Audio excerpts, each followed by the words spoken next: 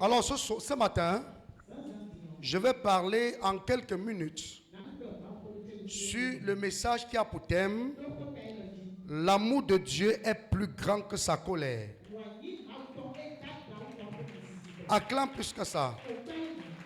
L'amour de Dieu est plus grand que sa colère. J'aimerais que tu me donnes toute ton attention. Alors, et je vais t'expliquer le pourquoi l'amour de Dieu est au-dessus de la colère de Dieu. Et je veux vraiment du calme, que les gens soient attentifs, s'il vous plaît. Bien-aimés dans le Seigneur, en réalité, l'amour est le fruit d'une alliance. L'amour est le fruit d'une alliance. Et l'alliance est le résultat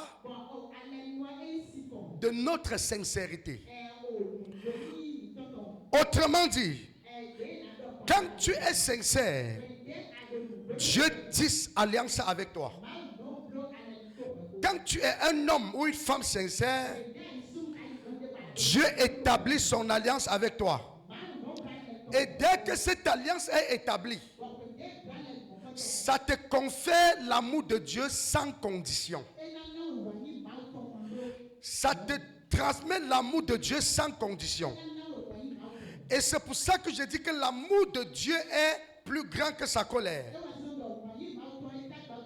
Une personne qui est sincère avec Dieu, même si tu ne l'as pas encore, même s'il ne s'est pas encore révélé à toi, il te manifestera son amour. Abraham était un homme sincère, vivant parmi ses frères, dans la maison de son père, où il y a plein d'idoles. Au milieu de l'idolâtrie, au milieu des idoles, la sincérité d'Abraham a fait que Dieu l'a cherché et a tissé une alliance avec lui. Noé était parmi un peuple pourri. Noé était parmi un peuple gâté. Mais sa sincérité a attiré Dieu vers lui, permettant ainsi que Dieu établit une alliance avec lui. Et cette alliance que Dieu établit avec lui a conféré un amour de Dieu inconditionné. Nous connaissons, David était quelque part en brousse, mais parce qu'il était sincère, cette sincérité a attiré Dieu vers lui. Et quand Dieu est arrivé vers lui, il a établi son alliance avec lui. Et dès que l'alliance est établie avec Dieu, son amour est transféré dans ta vie de façon inconditionnée. C'est pour ça que la sincérité est un élément clé qui permet à ce que la grâce de Dieu te localise. La sincérité est un élément clé qui attire la faveur et la grâce de Dieu sur ta vie. Quand tu es sincère dans tout ce que tu fais, cette sincérité attire Dieu vers toi. La Bible déclare: l'Éternel étend ses regards sur toute la terre pour secourir ceux qui ont le cœur entièrement tourné vers lui. Lorsque tu as un cœur sincère, cette sincérité attire Dieu vers toi. Quand tu es sincère dans tout ce que tu fais, même si les hommes ne comprennent pas forcément ta sincérité, Dieu qui est le maître de toutes choses connaît ta sincérité, et cette sincérité l'amènera à venir tisser alliance avec toi. Et après le culte d'aujourd'hui, comme tu es sincère avec Dieu, Dieu viendra établir son alliance dans ta maison. Et il viendra établir son alliance avec toi. Ta sincérité attire l'alliance de Dieu. Ta sincérité attire Dieu vers toi. Et Dieu vient tisser son alliance avec toi. Peu importe là où tu te trouves, peu importe dans quelles conditions tu es, quand tu es sincère, cette sincérité là attire Dieu vers toi. Et il n'y a personne qui peut être sincère. Même si tu te retrouves au milieu de la sorcellerie, si tu es sincère, ce n'est pas toi qui iras vers Dieu, c'est Dieu qui viendra vers toi. Dieu va toujours vers ceux qui sont sincères. Il étend ses regards sur toute la terre pour secourir ceux qui ont le cœur entièrement tourné vers lui. Donc, je demande à chaque enfant de Dieu d'être sincère dans tout ce qu'il fait. Sois sincère dans ta relation avec Dieu. Sois sincère vis-à-vis de ton pasteur. Sois sincère vis-à-vis de ton mari, bien vis-à-vis de ta femme. Sois sincère vis-à-vis de tes responsables professionnels. Sois sincère dans ton travail. Sois sincère partout où tu es. Quand tu manifestes la sincérité, ce n'est pas Dieu, ce n'est pas toi qui cherches Dieu, c'est Dieu qui vient vers toi. La sincérité a toujours attiré Dieu. La sincérité a toujours attiré Dieu. La raison pour laquelle parfois nous pensons que Dieu nous a abandonnés, c'est parce que quand Dieu regarde nos cœurs, il voit qu'il y a un manque de sincérité. Et c'est pour ça que j'appelle chacun ce matin à être sincère dans tout ce qu'il fait. David est grave n'importe comment. Dieu ne l'abandonne jamais. Parce que l'amour de Dieu est au-dessus de sa colère. L'amour de Dieu est au-dessus de sa colère. Quand tu es déjà en alliance avec Dieu, quand tu as déjà établi son alliance avec toi, et que son amour s'est déjà manifesté vis-à-vis de toi, même si tu tombes dans une faute, et tu te lèves, tu te repens, Dieu t'acceptera, il te pardonnera, il te lavera, il te justifiera. Car la Bible déclare, le juste tombe 7 fois, il se relève 7 fois. En fait, c'est ta capacité à te relever de ta situation qui fait que l'amour de Dieu soit au-dessus de sa colère. Nous prenons donc le texte que nous avons lu. La Bible dit qu'il y avait un enfant, et il y avait un jeune homme qu'on a appelé dans la Bible le fils prodigue. Il était fils d'un monsieur. Un jour, il s'est levé, il a demandé à son père de partager son héritage, parce qu'il faut qu'on le remette ce qui lui revient. Le père a partagé et lui a donné sa part d'héritage. Il a pris l'héritage du père et il est parti dans un pays lointain. La Bible dit que quand il est allé dans ce pays, il a dilapidé tous les biens de son père. Il a dilapidé tous les biens de son père. Il y a une chose qui me taraude l'esprit. Nous devons comprendre que le moment où le fils a décidé de partir de la maison avec l'héritage du père, le père était fâché contre lui.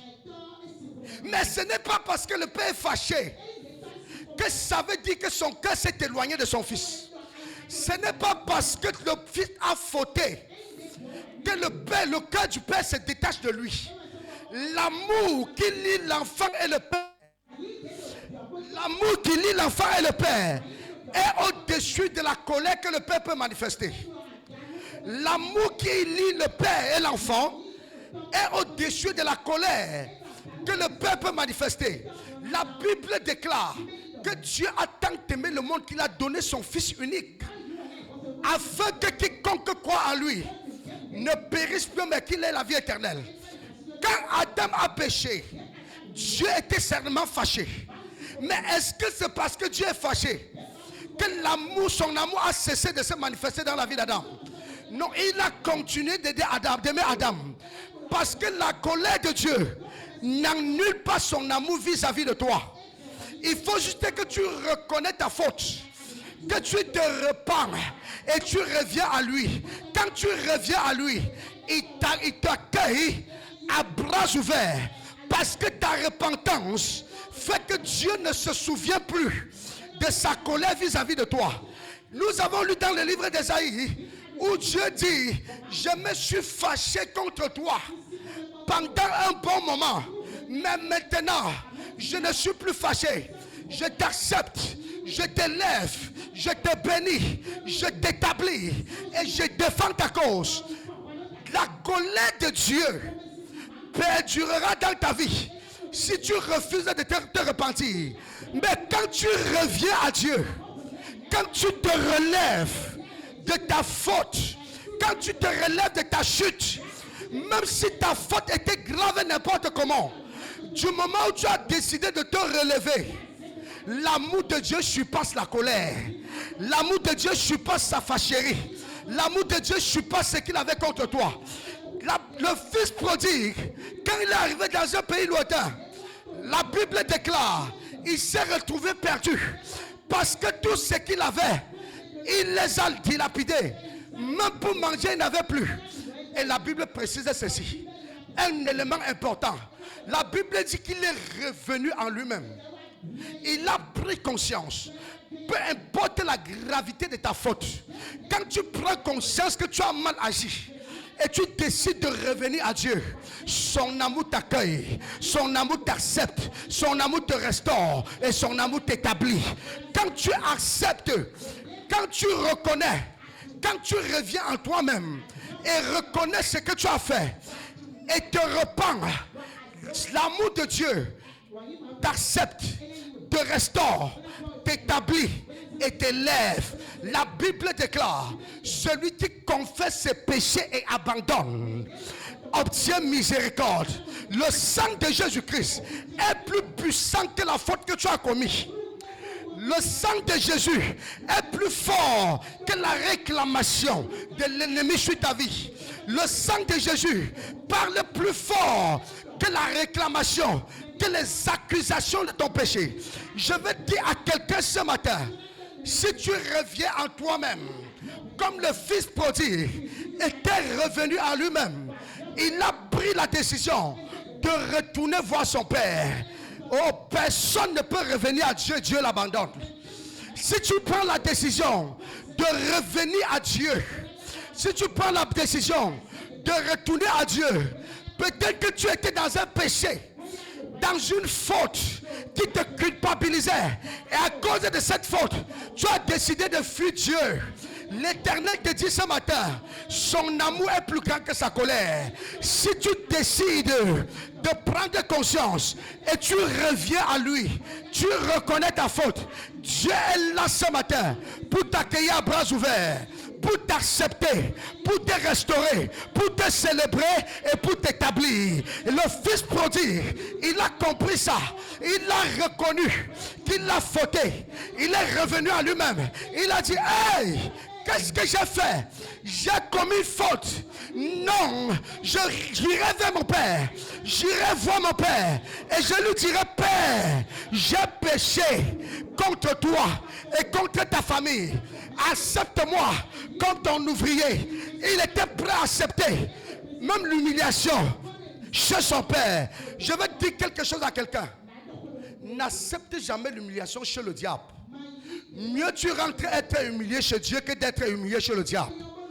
N'accepte jamais être humilié chez Satan. Mieux tu retournes à Dieu et Dieu t'humilie pour te briser. Il a dit, j'irai voir mon père, même s'il doit être esclave là-bas. Et quand il est revenu, la Bible dit que Dieu, son père, l'a vu à distance. Il a couru vers lui, il a sauté sur lui, il l'a embrassé, il a pris son anneau, il l'a mis sur son doigt, il a changé ses chaussures, il a changé son manteau, il a changé ses vêtements, il a ordonné qu'on arrête le plus gros veau et qu'on tue cela, qu'on fasse une fête pour son fils, parce que son fils que voici était mort et il est ressuscité. Peu importe ce qu'il avait fait, Dieu là il est revenu à la vie.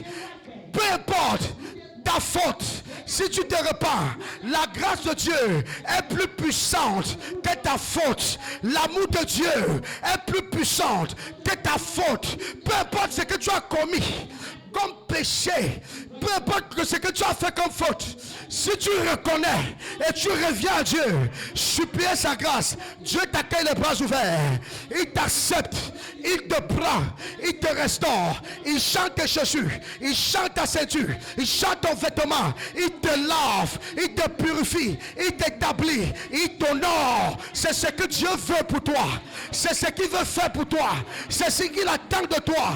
Il veut juste que tu reviens en toi-même et tu reconnais que tu as fauté, car son amour est plus grand que sa colère. Peu importe comment un père peut être fâché, si l'enfant se met à genoux, le cœur du père est touché, il relève son fils et il l'embrasse. C'est ce que Dieu peut faire. C'est ce que Dieu peut faire. Et c'est ce qu'il veut faire dans ta vie. Dieu ne rejette pas son enfant. Aucun père ne peut rejeter son enfant. Tu as péché, tu as fauté, tu es tombé, c'est vrai, mais tu restes mon fils. Adam avait péché, il a été tombé, mais il reste le fils de Dieu. C'est pour ça que Dieu a sacrifié ce qu'il avait le plus cher pour restaurer Adam, pour qu'Adam revienne dans la maison. Dieu veut que tu reviennes dans la maison. Dieu veut que tu retournes à la bergerie, parce que dans la maison de Dieu, il y a une couronne qui t'attend, il y a une chaise qui t'attend, il y a des chaussures qui t'attendent, il y a une gloire qui t'attend. C'est à la maison. Reviens récupérer ton héritage, reviens récupérer ce qui est à toi, reviens reprendre ce qui t'appartient. L'amour de Dieu est au-dessus de sa colère. L'amour de Dieu est au-dessus de sa colère. Ne fuis pas Dieu. Ne fuis pas. Reviens à Dieu. Il y a des choses dans sa maison qui t'appartiennent. Au dehors, il n'y a pas ça. Mais dans sa maison, il y a ça. Même si tu as fait quoi? Relève-toi. Même si tu es tombé, relève-toi. Même si tu as fauté, relève-toi. N'aie pas honte. Reviens vers lui. Il t'attend, les bras ouverts. Il veut t'accueillir. Il veut te prendre. Il veut t'honorer. Il veut te célébrer. Il veut te couronner. C'est ce que Dieu attend.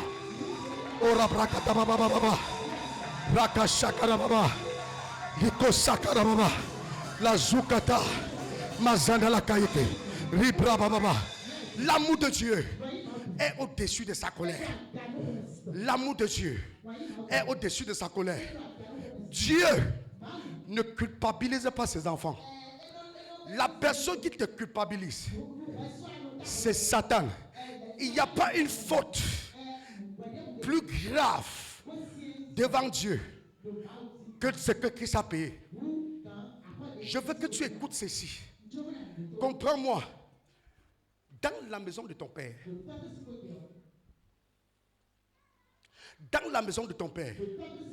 il y a une couronne qui t'attend. Dehors, là où tu es, reviens. Reviens à Dieu. Reviens. Retourne à la maison. On ne te déteste pas. Même s'il était fâché, quand il va te voir, il va te prendre. Parce que tu as fauté. Il est fâché. Mais son cœur ne s'est jamais détaché de toi. Aucune femme ne peut rejeter son enfant. Peu importe le degré de sa faute. Ton enfant peut tout faire. Le jour qu'il décide de changer, le jour qu'il accepte qu'il est tombé, le jour qu'il revient vers toi, tu vas sauter sur lui, tu vas l'embrasser, tu vas le chérir, tu vas organiser une fête pour lui, tu vas le célébrer et tu vas le remettre ce qui lui revient. Je veux dire à quelqu'un ce matin, mon Dieu t'attend les bras ouverts. Il t'attend les bras ouverts. Il t'attend les bras ouverts. Mon Dieu t'attend. Dieu n'est pas là pour te culpabiliser. Il n'est pas là pour te condamner. La culpabilité ne vient pas de Dieu. La culpabilité vient de Satan. La culpabilité ne vient pas de Dieu. Ne te sens pas culpabilisé. Si tu sens qu'il y a un problème qui t'empêche d'être proche de Dieu, reviens vers lui. Il va t'accepter. Ta faute n'est pas plus grande que le sang de Jésus. Ton péché n'est pas plus puissant que le sang de Jésus. Mais le sang de Jésus est plus fort. Et si son sang n'est pas suffisant, lui-même Jésus, il est à genoux à la droite du Père, intercédant pour toi jour et nuit, parce qu'il a payé le prix. Il a payé le prix. Il a payé le prix. Car Ésaïe, chapitre 55, déclare ceci: de l'homme de douleur, habitué à la souffrance, il a porté nos péchés, il a porté nos fardeaux, il a porté nos fautes. Et c'est par ce maître Jésus que nous sommes guéris. Ta guérison ne dépend pas de toi, mais du sang de Jésus. Ton miracle ne dépend pas de toi, mais du sang de Jésus. Ta restauration ne dépend pas de toi, mais du sang de Jésus. Ton élévation ne dépend pas de toi, mais du sang de Jésus. Jésus-Christ, il a payé le prix. Il a payé le prix. Il a payé le prix. Il a payé le prix. Il a payé le prix. Il a payé le prix. Il a payé le prix. Peu importe celui qui t'avait dit que Dieu t'a rejeté, je t'annonce ce matin que Dieu t'attend. Celui qui avait dit que Dieu t'a abandonné, je t'annonce que Dieu t'attend. Il t'attend. Il t'attend. Il t'attend. Il t'attend. Il t'attend. Il t'attend. Je prophétise au nom de Jésus. Mon Dieu t'attend. Il t'attend. Il t'attend. Il t'attend. Il t'attend. Il te restaure. Il te relève. Il te bâtit. Il te couronne. Je décrète et je déclare: le sang de Jésus est plus puissant que l'accusation du diable. Rabakashata. Dikata. L'amour de Dieu est au-dessus de sa colère. Écoutez, n'oublie jamais ça. La Bible dit: celui qui confesse et abandonne obtient miséricorde. Il faut que tu comprennes que tu n'es pas plus mauvais que les autres. Tu n'as pas péché plus que les autres. Tu n'as pas menti plus que les autres. Jésus-Christ n'avait rien fait, mais on l'a condamné. Il n'avait rien fait, on l'a crucifié. Il n'avait rien fait, on l'a percé. Il n'avait rien fait, on l'a cloué, on l'a frappé. C'était pour toi. C'était pour toi qu'il le faisait. Je dis, c'était pour toi qu'il le faisait. C'était pour toi qu'il a été frappé. C'était pour toi qu'il a été cloué. C'était pour toi qu'il a été condamné. Et comme il a été condamné, il n'y a plus de raison que l'ennemi te condamne. Il n'y a plus de condamnation pour ceux qui sont en Christ. Il n'y a plus de condamnation pour ceux qui sont en Christ. Voici, les choses anciennes sont passées et toutes choses sont devenues nouvelles. Je t'annonce une bonne nouvelle ce matin. Je t'annonce une bonne nouvelle ce matin. Peu importe le degré de ta faute, peu importe le degré de ta faute, peu importe la colère contre toi, je te dis ce matin, comme le fils prodigue, rentre à la maison, rentre à la maison, reviens à Christ, reviens à Christ, reviens à Christ, reviens à Christ. Il t'attend, il veut t'accueillir, il veut t'honorer, il veut te célébrer, il veut organiser une fête pour toi.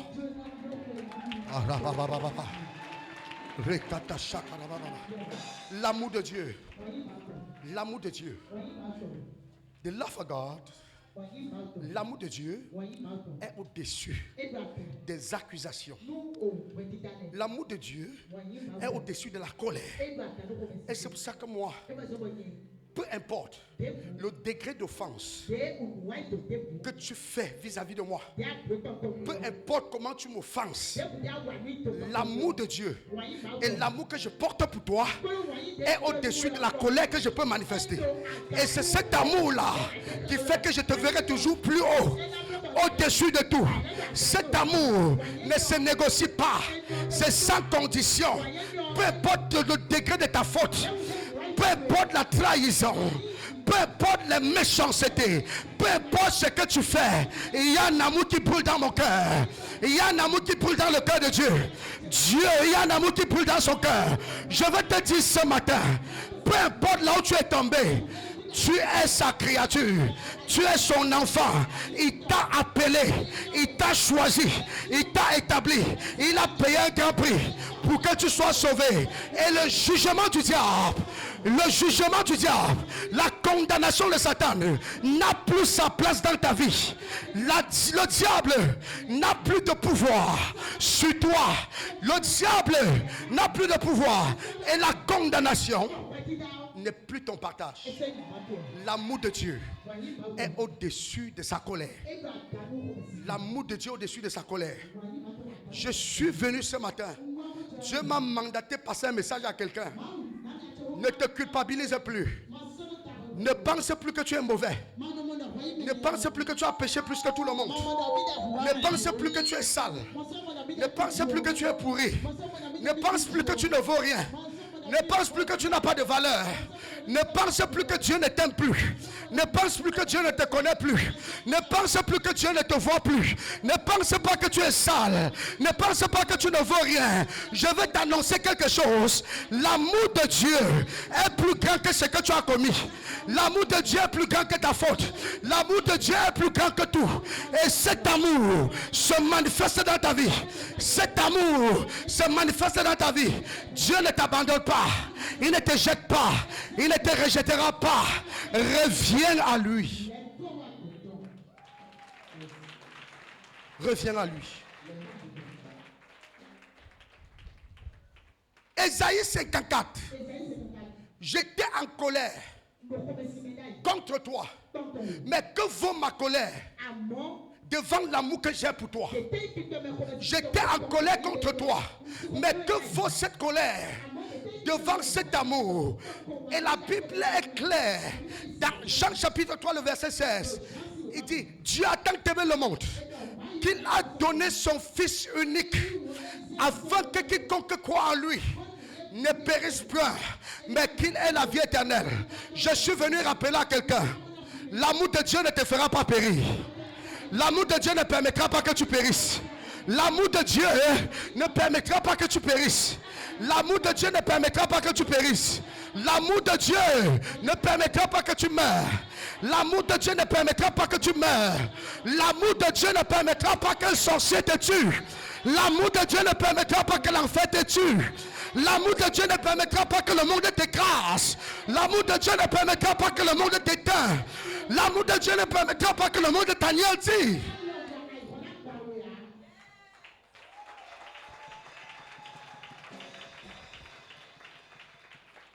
Listen.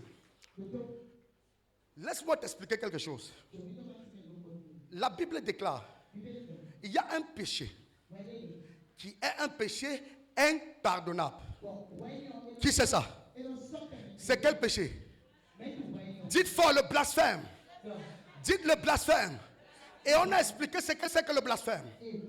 C'est quoi le blasphème? C'est renier l'existence de Christ. C'est renier Christ. En fait, c'est de nier que Christ est vrai.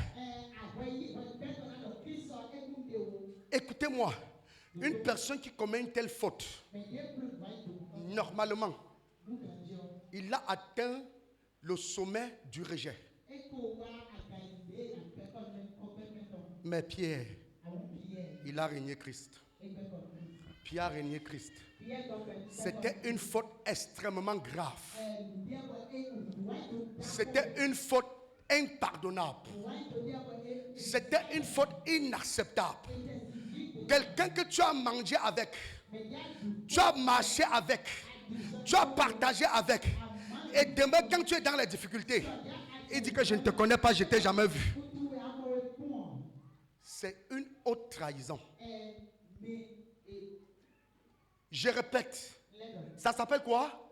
La haute trahison. Pierre a trahi Jésus de façon tellement forte. La trahison de Pierre est même plus forte que celle de Judas. Mais la différence entre Pierre et Judas est que Pierre, quelques instants après, il est revenu en lui-même. Il a reconnu sa faute. Il a pleuré. Il est revenu à Dieu. Dieu l'a accepté. Et quand Jésus est revenu, il a confié les clés de l'église.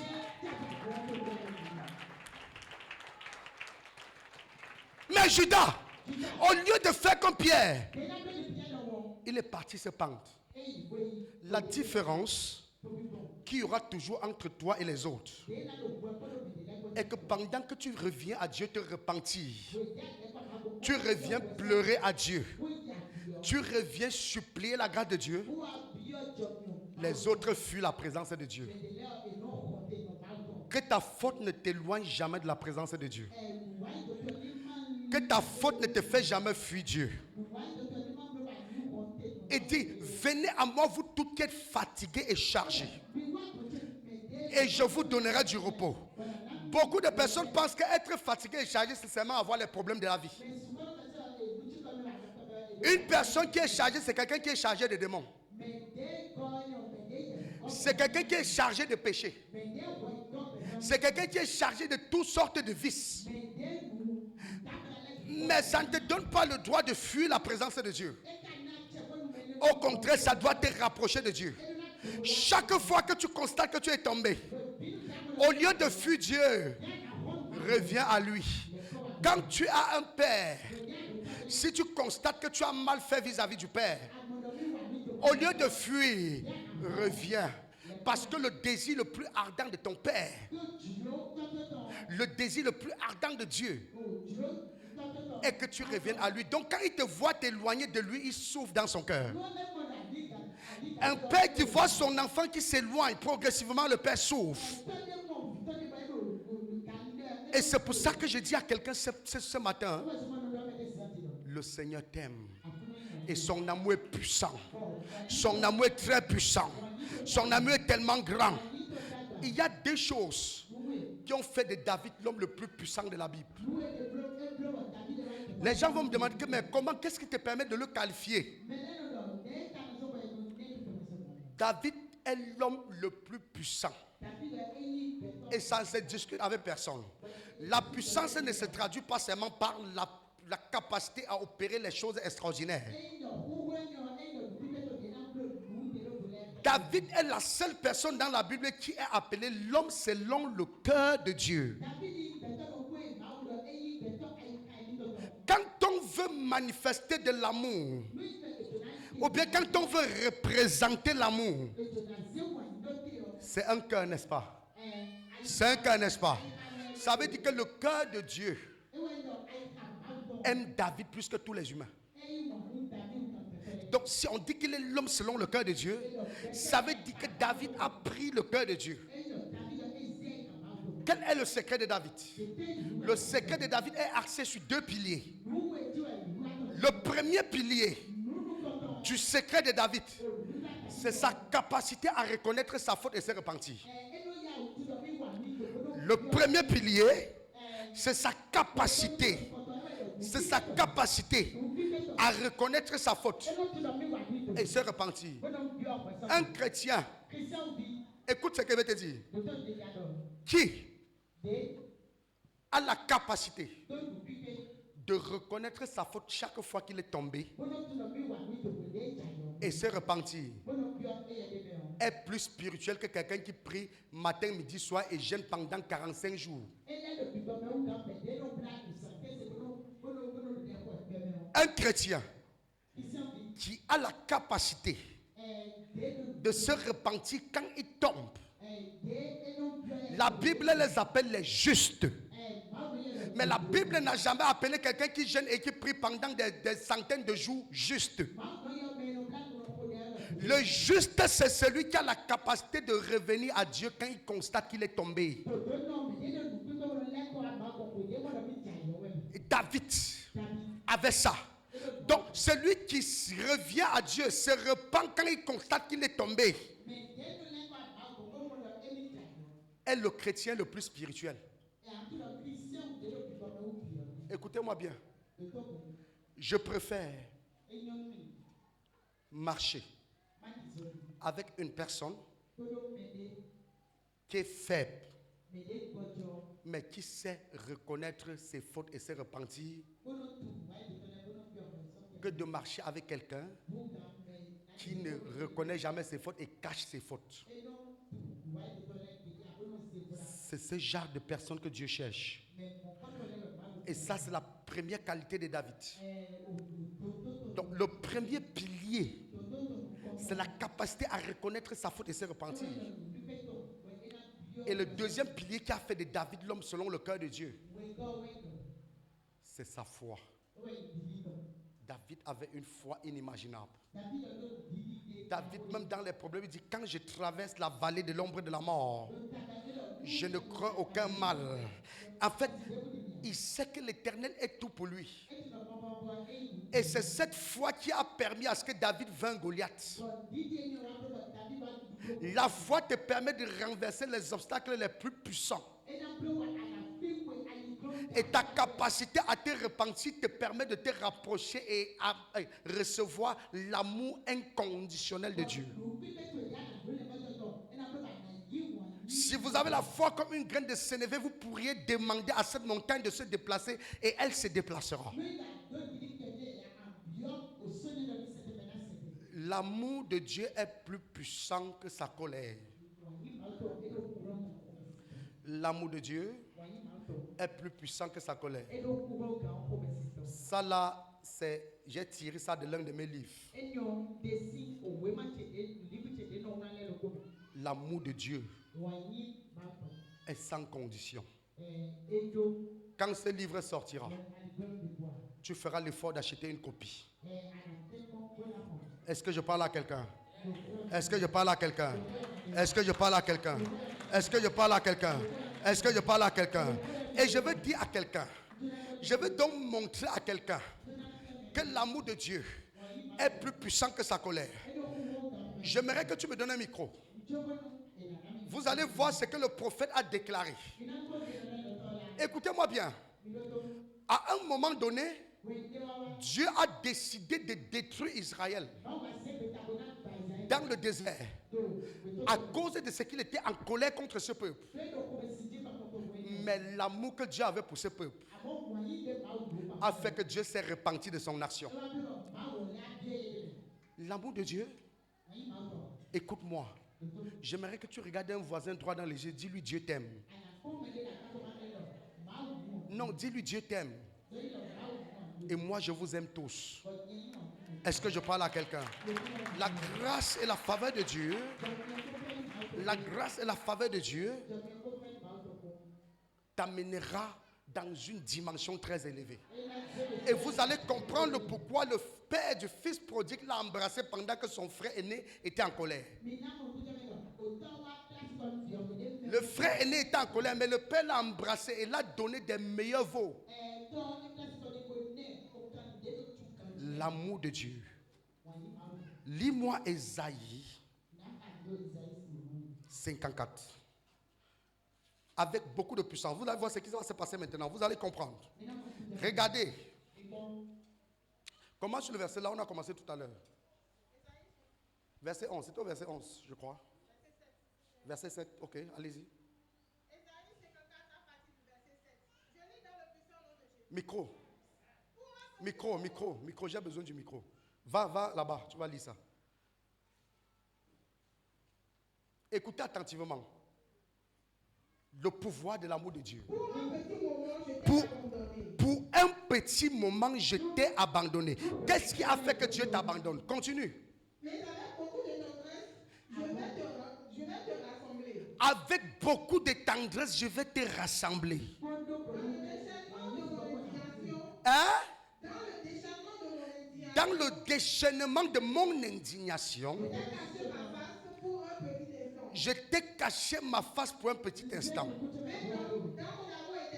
Dans mon amour éternel. Reprends dans mon quoi? Dans mon amour éternel. J'ai de la tendresse pour toi. C'est ce que déclare ton libérateur en l'Éternel. Continue. Car il est en moi pour toi. Comme au temps de Noé. J'avais juré que les eaux de déluge ne détruiront plus jamais la terre. De même, je fais le serment de ne plus m'irriter à ton encontre. Je fais quoi? Et ne plus t'adresser des reproches. Même si les montagnes se mettaient en partie. Même si les collines venaient à s'enchaîner. Mon amour envers toi ne partira jamais. Mon alliance de paix ne changera pas. Déclare l'Éternel rempli de tendresse pour nous. Déclare l'Éternel rempli de tendresse pour nous. J'aimerais que tu comprennes ceci. L'amour de Dieu est une puissance. L'amour de Dieu est une puissance qui détruit les accusations du diable contre toi. Peu importe là où tu es tombé. La vie chrétienne est une vie de liberté. L'apôtre Paul avait déclaré ça. Il avait dit, la vie chrétienne est une vie de liberté. Tu ne dois jamais vivre condamné, accusé. Lorsque tu te sens condamné, accusé, culpabilisé, tu vis dans une prison. La vie chrétienne est une vie de liberté. Et je suis venu donc ce matin proclamer les oracles de l'Éternel dans la vie de quelqu'un. Écoute-moi très bien. Tous ceux qui t'accusaient, peut-être qu'ils se tiennent sur quelque chose pour t'accuser. Je vais prier pour toi. Écoutez-moi bien. Tous ceux qui t'accusaient, peut-être qu'ils se tiennent sur quelque chose pour t'accuser. Peut-être qu'on a bâti des hôtels quelque part pour t'accuser. Peut-être qu'on a introduit ton nom dans certains sectes pour t'accuser. Peut-être qu'on a amené ton nom devant une divinité pour t'accuser. Peut-être qu'on a amené ta photo auprès d'un fétiche pour t'accuser. Ce matin, l'accusation sera annulée. Je dis l'accusation sera annulée. L'accusation sera annulée. Tous ceux qui t'accusent seront accusés. Tous ceux qui t'accusent seront accusés. Écoutez-moi bien. La Bible déclare dans le livre d'Ézéchiel. Je crois bien. Ou bien c'est dans le livre de Zacharie. Voilà, c'est Zacharie. La Bible dit que Josué se tenait devant l'ange de l'Éternel avec des vêtements sales. Dis à ton voisin des vêtements sales. Dis à ton voisin des vêtements sales. Dis des vêtements sales. Le vêtement sale représente le péché. Ça représente la faute, la culpabilité. Et le diable était à côté de lui, en train d'accuser Josué. Et vous savez ce que l'ange a dit? Il a dit, ferme ta bouche. Josué est mon serviteur. Je parle de Josué le sacrificateur. Il est mon serviteur. S'il tombe, c'est mon problème.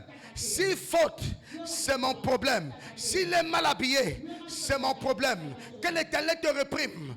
Toi, tu n'as pas le droit d'exciter ma colère, à le détruire. Il a ordonné à ceux qui étaient là, ôtez-lui son vêtement sale, mettez-lui un vêtement blanc, un nouveau vêtement qui le justifie. Et quand on a mis le vêtement, il a ordonné que Josué s'assoie sur la chaise royale.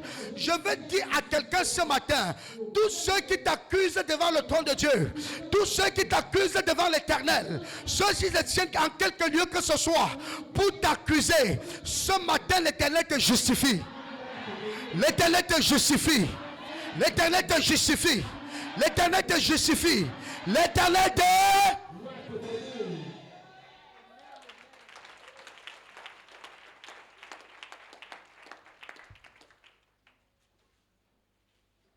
Mets-toi debout. Listen. Écoutez.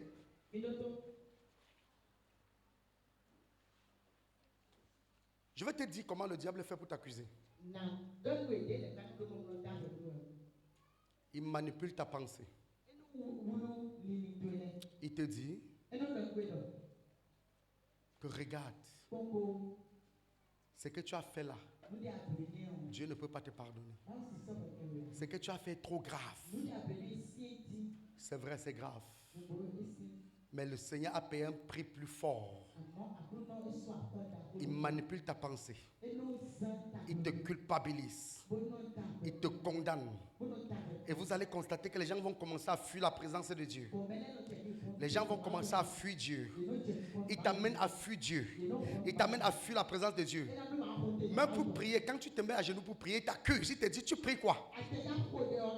N'est-ce pas, tu as fait ci? Tu pries quoi?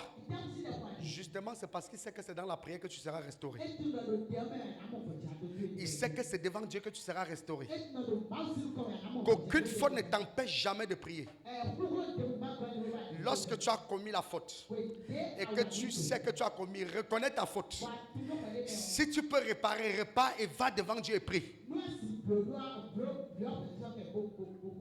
Ton pardon et ta restauration commencent au moment où tu te rapproches de Dieu. Ton pardon et ta restauration commencent au moment où tu te rapproches de Dieu. Est-ce que je parle à quelqu'un? Ne laisse jamais le diable manipuler ta pensée. Ne laisse jamais Satan manipuler ta pensée. La Bible déclare, avant que le monde ne soit fondé, avant que tu ne sois formé dans le sein de ta mère, je te connaissais. S'il connaissait Jérémie, c'est qui te connaissait. S'il connaissait Jérémie, c'est qui te connaissait. Et il parle plus loin, il dit, vous êtes un peuple choisi. Vous êtes un sacerdoce royal.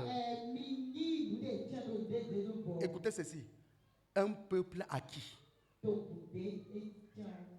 Pour ceux qui comprennent très bien le français, quand on dit que quelque chose est acquis, ça signifie quoi?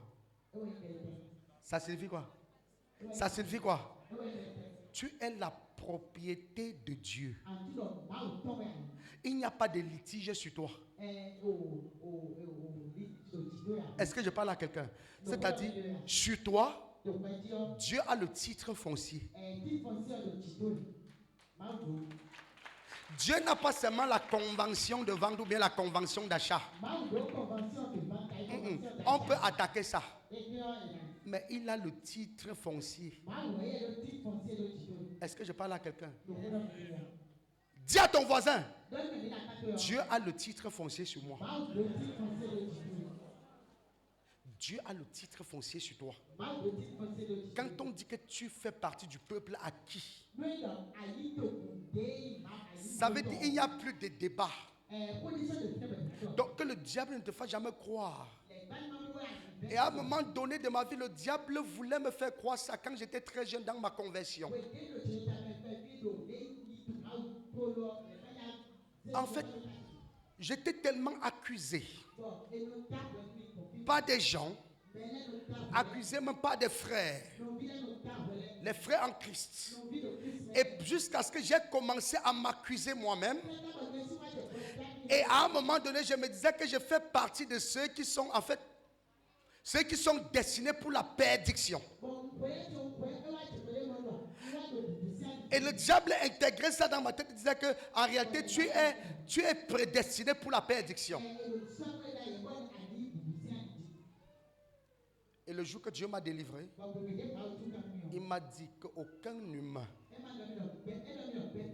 que j'ai créé n'a été prédestiné pour la perdition. C'est chacun qui choisit son chemin. C'est chacun qui choisit sa destination. Que personne ne te fasse croire le contraire. Est-ce que je parle à quelqu'un? C'est un peu comme le concept de la richesse et la pauvreté. Il y a des gens qu'on a réussi à faire croire qu'ils sont nés pauvres et vivent, ils sont appelés à vivre pauvres et mourir pauvres. Et que c'était la volonté de Dieu. Un peu comme on a fait croire à la société que quand tu es pasteur, tu dois être pauvre pour montrer ta sanctification, ta sincérité.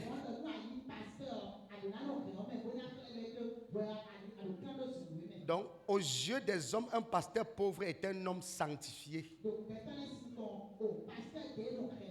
Est un homme de Dieu vrai. En fait, la pauvreté d'un pasteur est synonyme de la vérité, de sa droiture devant Dieu.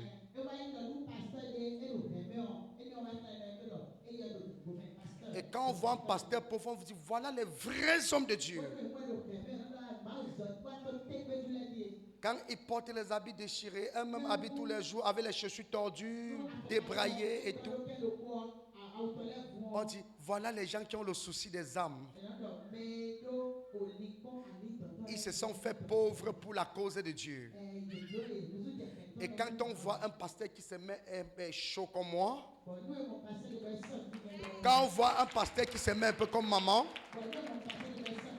comme le pasteur Sonny, le pasteur Alfred, on dit les voilà, ce sont les bandits. C'est notre agent qui les achète les vestes.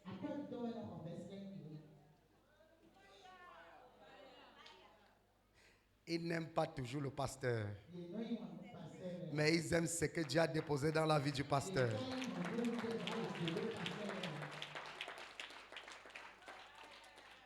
Est-ce que je parle à quelqu'un? Écoutez-moi très bien. Dieu ne t'a pas créé pour que tu sois pauvre. C'est un mensonge. Dieu ne t'a pas créé pour que tu vives dans la maladie pour toujours. Tu peux tomber malade. Tu peux être attaqué. Mais le malheur atteint souvent le juste, mais l'Éternel en délivre toujours. Aucune situation ne doit être permanente dans la vie d'un enfant de Dieu. Et je veux annoncer à quelqu'un ce matin, tu ne mourras pas pauvre. J'ai dit que tu ne mourras pas pauvre. Tu ne mourras pas pauvre. Tu ne mourras pas pauvre. Tu ne mourras pas pauvre. Toute condamnation.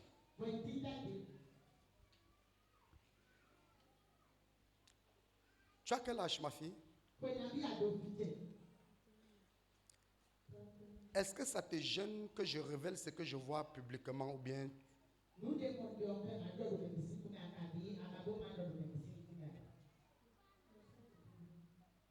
Elle n'a pas de problème. Alléluia.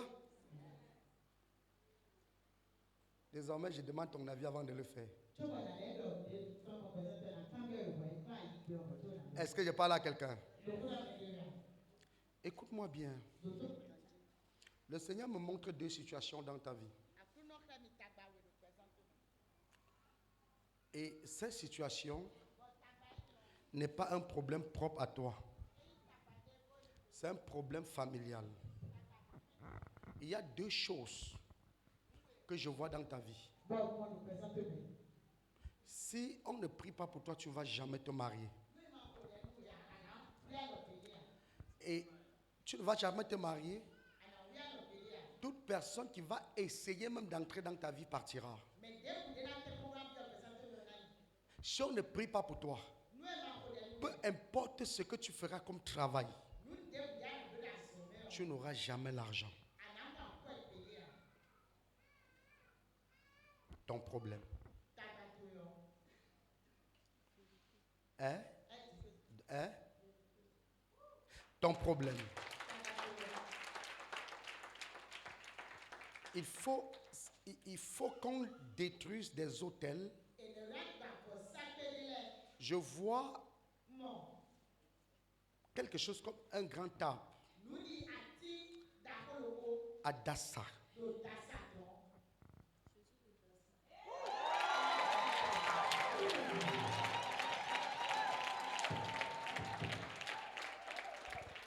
Je vois quelque chose comme un très grand arbre à Dassa, où on a sacrifié le foyer de plusieurs personnes. On a sacrifié le foyer de plusieurs personnes. Et je vois, on fait des sacrifices. On fait des sacrifices. Aussi longtemps que cet arbre à Dassa ne tombe pas, aucun homme ne pourra t'accepter. Aucun. Aucun.